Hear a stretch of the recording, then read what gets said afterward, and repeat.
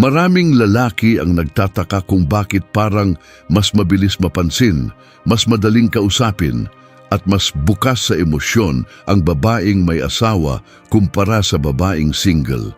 Hindi ito tungkol sa pagiging masama o tama, kundi tungkol sa pag-unawa sa galaw ng isip, emosyon at pangangailangan ng tao sa totoong buhay. Kapag pinakinggan mo ang mga kwento sa paligid, opisina, barkada o kahit sa tahimik na usapan, mapapansin mong may pattern. At ang pattern na ito, ang bihirang pag-usapan, mas bihirang intindihin. Sa video na ito, hindi tayo magtuturo ng panlilinlang, kundi pagbubunyag ng mga realidad na nag-e-exist kahit ayaw man natin itong aminin.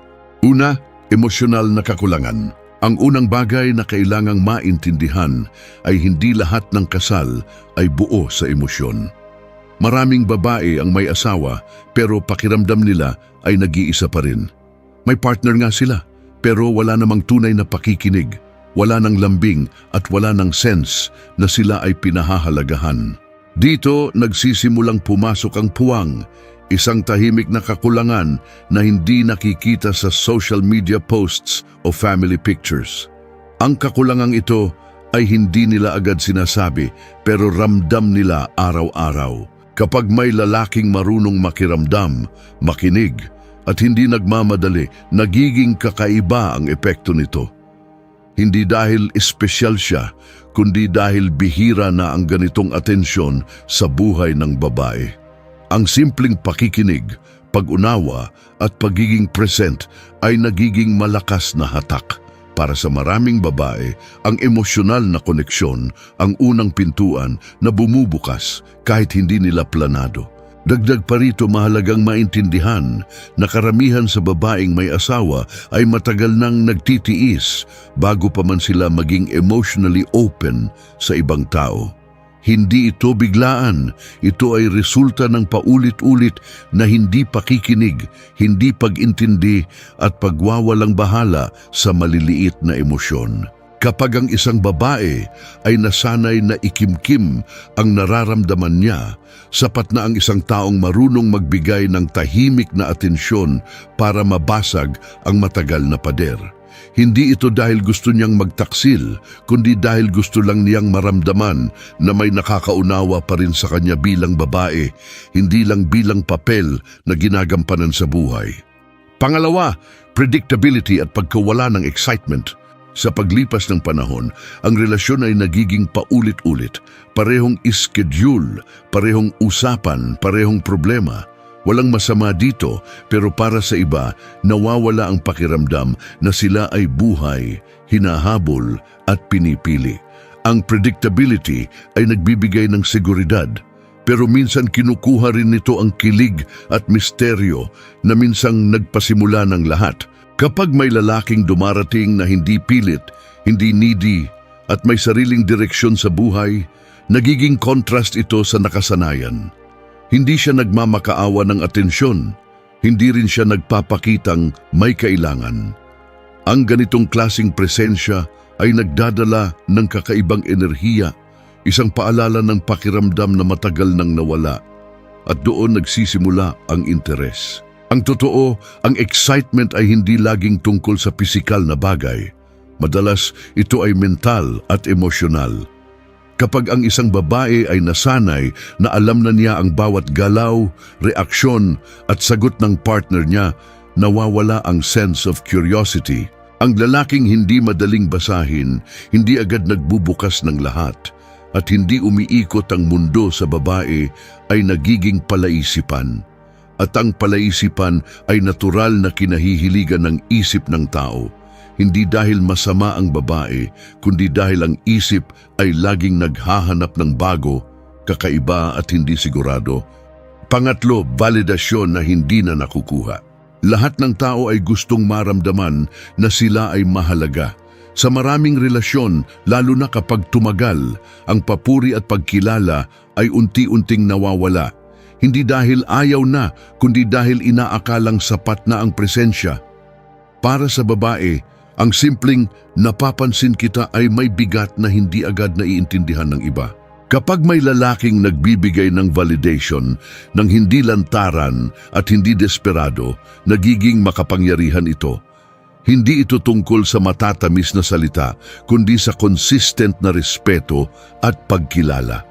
Kapag ang babae ay muling nakaramdam na siya ay nakikita at pinahahalagahan bilang tao, hindi lang bilang asawa o ina, nagiging mas bukas ang loob niya sa koneksyon. Sa pagdaan ng panahon, maraming babae ang natututong manahimik na lang kahit hindi na sila masaya. Hindi sila humihingi ng papuri dahil ayaw nilang magmukhang demanding. Pero sa loob nila, may tahimik na tanong, may halaga pa ba ako? Kapag may lalaking hindi lantaran pero malinaw ang pagpapakita ng appreciation sa paraan ng pakikitungo, respeto at consistency, nagiging malalim ang epekto nito. Hindi ito basta ego boost, kundi muling pagbuo ng kumpiyansa na matagal nang humihina. Pang-apat, ligtas na espasyo para maging totoo. Maraming babae ang may mga saloobing hindi nila masabi sa sariling tahanan. Takot silang husgahan, maliitin o hindi intindihin. Kaya kapag may taong nagbibigay ng ligtas na espasyo, walang pilit na solusyon, walang sermon, nagiging mahalaga ang presensya nito. Ang ganitong klasing ugnayan ay bihira at madaling ikabit sa emosyon. Ang lalaking marunong manahimik, makinig at hindi agad umaangkin ay nagiging kanlungan. Hindi niya kailangang ipakita na siya ang sagot sa lahat. Sa halip, nagiging pahinga siya mula sa ingay ng araw-araw. At minsan, ang pahingang ito ang pinakadelikado dahil dito nag-uugat ang attachment. Ang isang ligtas na espasyo ay bihirang matagpuan, lalo na sa mundo kung saan lahat ay may opinyon at paghuhusga. Kapag ang babae ay nakatagpo ng taong hindi agad nagbibigay ng solusyon, hindi nangingialam at hindi ginagamit ang kahinaan niya laban sa kanya, nagiging espesyal ang koneksyon. Sa ganitong sitwasyon, ang babae ay unti-unting nagiging totoo, mas bukas, mas relaxed, at mas emotionally invested. At kapag ang isang tao ay naging totoo sa harap mo, mas madali ring mabuo ang attachment kahit hindi niya ito sinasadya. Panglima, ilusyon ng kontrol at pagiging buo. May mga babaeng may asawa na pakiramdam nila ay kontrolado na ang buhay nila, oras, responsibilidad at desisyon. Kapag may taong dumating na hindi humihingi, hindi nagdidikta at hindi umaasa, nagiging simbolo ito ng kalayaan. Hindi dahil gusto nilang iwan ang lahat, kundi dahil gusto lang nilang maramdaman na may sarili pa rin silang desisyon. Ang lalaking may malinaw na hangganan at sariling mundo ay nagiging kaakit-akit. Hindi siya umaasa sa babae para sa saya niya.